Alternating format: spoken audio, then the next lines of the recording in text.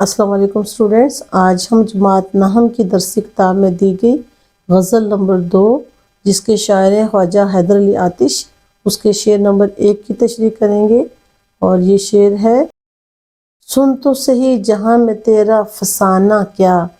کہتی ہے تجھ کو خلق خدا غائبانہ کیا۔ تو بچوں یہاں لفظ افسانہ نہیں تھا بلکہ صرف فسانہ تھا، اس لیے یہ الف میں نے کاٹ دیا ہے۔ حوالہ شعر ہے، یہ صنف سخن کے لحاظ سے غزل ہے اور اس کے شاعر ہیں خواجہ حیدر علی آتش۔ ہر لغت میں جو الفاظ ہیں، سن تو صحیح یعنی میری عرض تو سنو، میری بات تو سنو، جہاں دنیا، افسانہ یا افسانہ کہانی، داستان، خلق، مخلوق سے یہ لفظ نکلا ہے اور اس سے مطلب ہے لوگ، خلق خدا یعنی اللہ تعالیٰ کی مخلوق۔ غائبانہ سے مراد ہے غیر موجودگی میں، غیر حاضری میں۔ اس شعر کا مفہوم ہے عام انسان، اگر ایک عام انسانوں کو مخاطب کیا جائے یا حاکم وقت کو مخاطب کیا جائے تو اے عام انسان یا حاکم وقت، تو ذرا میری عرض سن کہ تو جو خود کو بڑا صحیح اور پارسا سمجھتا ہے لیکن تیری غیر موجودگی میں لوگ تجھے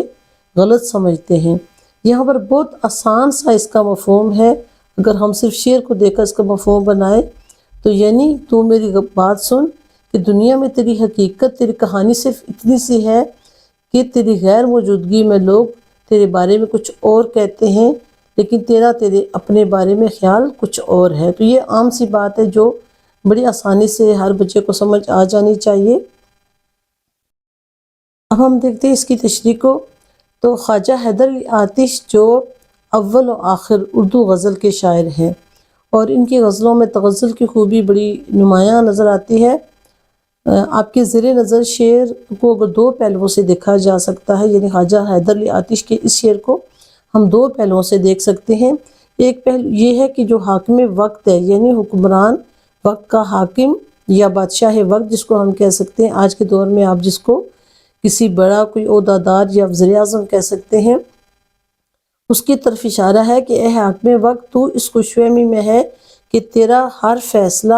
ہر حکم درست ہے، لیکن تمہیں اس بارے میں خبر نہیں کہ لوگ تیرے بارے میں کیا سوچتے ہیں۔ بے شک تیری موجودگی میں لوگ تیرے فیصلوں اور غلط اقدامات پر سوال نہیں اٹھاتے، مگر تیری غیر موجودگی میں وہ تجھ پر سوال اٹھاتے ہیں، تیرے باتوں پر اعتراض کرتے ہیں۔ اور اے حاکم وقت، تیرے جو غلط فیصلے ہیں، تیرے غلط جو اقدامات ہیں، اس پہ لوگ سوال بھی اٹھاتے ہیں، تنقید بھی کرتے ہیں، اور تیری اصل کہانی وہ ہے جو لوگوں کی زبان پر ہے، کیونکہ لوگ جو ہے ان کے جو دلوں کی آواز ہے وہ تیرے سامنے نہیں اٹھتی، لیکن اصل میں وہ تیرے اقدامات پر سوال اٹھاتے ہیں۔ اس اگر شعر کا دوسرا پہلو دیکھا جائے تو ایک عام انسان کے حوالے سے، تو شاعر کے مطابق ایک عام انسان جو خود کو بڑا ترم خوان سمجھتا ہے یا سمجھتا ہے کہ میں بہت مشہور شخصیت ہوں، یا وہ اپنی کامیابیوں اور اپنی ناموری یا اپنی شہرت پر بہت اسے ناز ہے، فخر ہے، تو یعنی وہ فخر کر رہا ہے، لیکن لوگ اس کی کامیابی اور شہرت کے پس منظر میں یعنی چھپی ہوئی حقیقت کو زیر بحث لاتے ہیں۔ یہاں پر کہنے کا مطلب ہے کہ اگر ایک بندے کسی انسان نے بہت کامیابی حاصل کی اور اس پہ بہت اس کو فخر بھی ہے، لیکن اگر وہ ایک کامیابی اس کی محنت سے ہوئی یا اس کے کسی ناجائز رائے سے ہوئی، دونوں صورتوں میں لوگ اس پہ بات کرتے ہیں، اور خاص طور پر جب ناجائز رائے سے ہو تو لوگ اس کے سامنے اس کے نہیں بولیں گے، لیکن پیچھے کہیں گے کہ نہیں یہ چیز اس طریقے سے حاصل کی گئی، یعنی اس کو زیر بحث لاتے ہیں۔ بچوں یہاں پر ایک اور مطلب بھی نکل رہا ہے اس شعر کا کہ ہر انسان کو اپنی ذات میں صرف خوبیاں نظر آتی ہیں، یا یوں کہیے کہ وہ کوئی بھی انسان ہے وہ خود کو ہمیشہ صحیح سمجھتا ہے، لیکن دنیا اس کی ذات کے ہر پہلو پر نظر رکھے ہوئے ہے اور اس کے سامنے نہ صحیح اس کی غیر موجودگی میں ضرور اس کا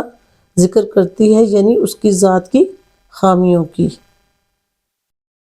تو اسٹوڈنٹس مجھے امید ہے کہ آپ کو اس کی تشریح سمجھ آئی ہوگی۔ ہر ممکن طریقے سے میں نے کوشش کی کہ آپ کو اس شعر کے ہر پہلو کو مد نظر رکھتے ہوئے آپ کو سمجھایا جائے۔ پھر بھی اگر آپ کو یہ کسی بات کی سمجھ نہ آئے تو آپ کمنٹ باکس میں پوچھ سکتے ہیں۔ اللہ حافظ۔